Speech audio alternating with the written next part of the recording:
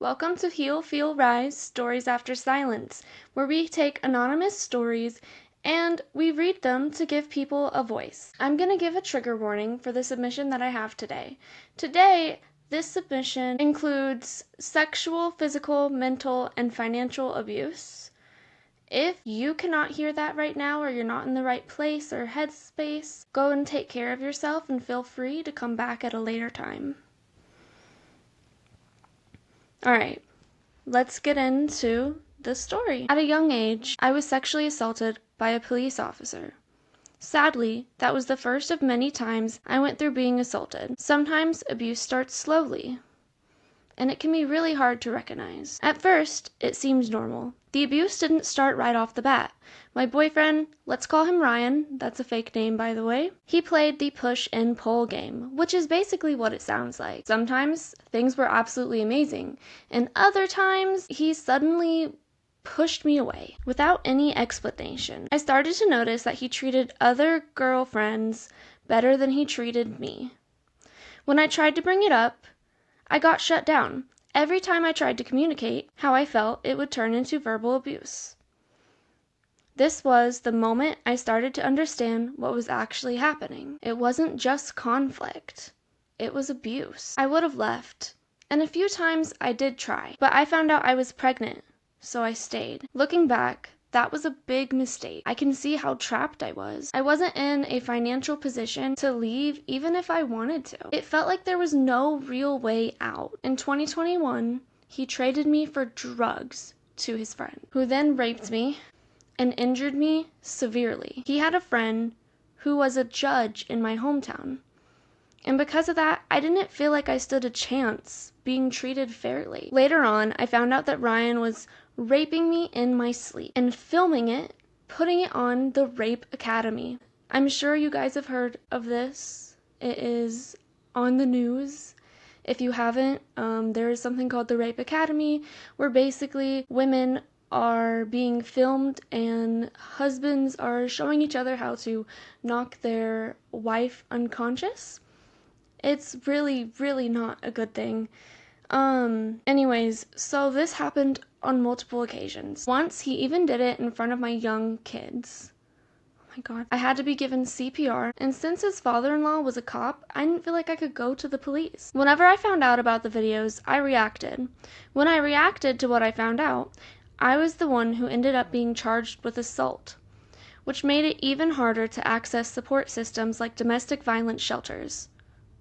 I can't imagine going through that. That has to be so hard, and not being able to get into shelters.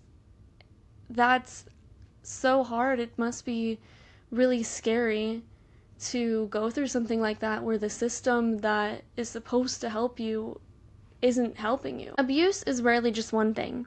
It can be physical, emotional, financial, or psychological all at once. It's often designed in a way where you lose stability and confidence, as well as your outside support. You start to feel like you don't have leverage anywhere.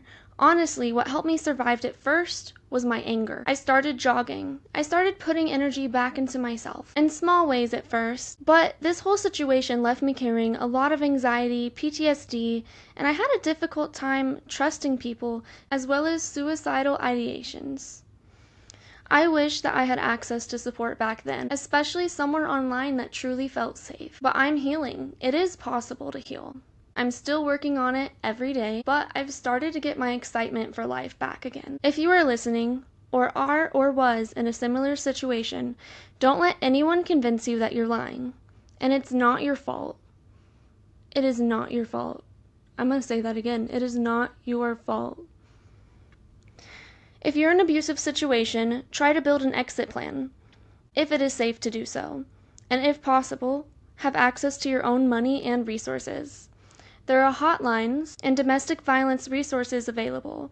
Many public places have numbers posted in restrooms, and that's a good place to start. A few things that I would like to note about this submission. It's important to remember that we don't all know what abuse looks like or starts to look like. It doesn't always look the way we expect it to. Sometimes it starts with being dismissed, being made to question yourself, feeling like you're constantly walking on eggshells. By the time that the abuse becomes obvious, most of the time you've already lost your control emotionally and financially. Or even both. We often hear about stories magically getting better, and that's not how healing works. Healing is different every single day. You're gonna have harder days than others. Healing isn't forgetting what happened, it's learning to carry it and not let it control your life. As I was reading this, it just hit me how much this person had to carry. Not just what happened to them, but the fear, the isolation, the financial dependence, the not being believed, and the feeling that she couldn't turn to the people that were supposed to protect her, the people that she's supposed to be able to turn to. When you're living in survival mode, you're not weighing out options and trying to figure out the best way to leave. Most of the time, you're trying to figure out how to survive the next hour. Everything becomes how to survive, especially whenever children and housing and finances become involved. It makes it feel impossible. Another thing that stood out to me is the fact that abuse can change the way you see yourself. Slowly, over time, it can chip away at you and strip you of your confidence. It can make you question your own memories, instincts, and your own worth. Sometimes survivors spend years trying to build back up their confidence. And it's not because what they were told was true. It's because these things they were being told were told to them so often and so much that their brain started to believe it. And they have to unprogram themselves. And healing isn't about making one therapy appointment, having one good conversation, having a good day. It is about 1,000, a million little teeny tiny choices that we make every single day. It is deciding to get out of bed. It's deciding to give a boundary. It's learning to trust yourself. It's learning that peace isn't suspicious. That one I struggle with myself. Healing is about learning that you deserve kindness and respect. Something else I want to talk about, because I feel like we have to talk about it, is that this survivor was not able to have access to a domestic violence shelter because of the charge that they had, because of the assault charge they got, because of the way that they reacted. I think it's important to talk about because it reminds us none of these situations are black and white.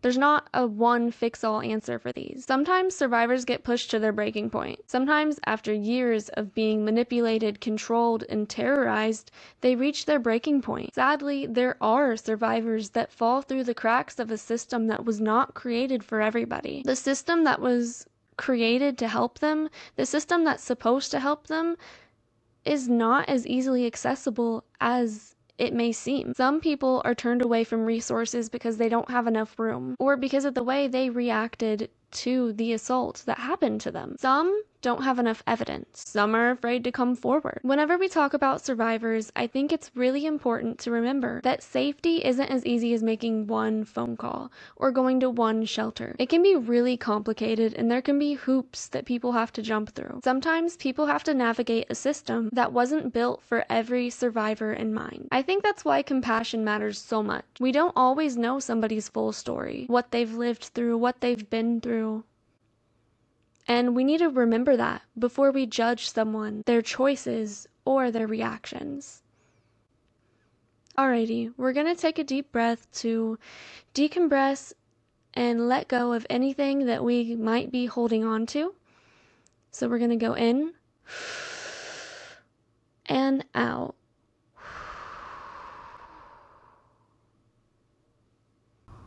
Okay, thank you for listening to that story, and if you're carrying any weight from this, remember that you don't have to process it all right now, and take care of yourself. Sorry for everybody watching this on video, my camera cut out, and I am filming this at a different time. If you'd like to share your own story, you can submit it through the link in my bio or the show notes. We'll talk again soon. Thank you for listening to Heal, Feel, Rise, Stories After Silence. I hope you'll come back again.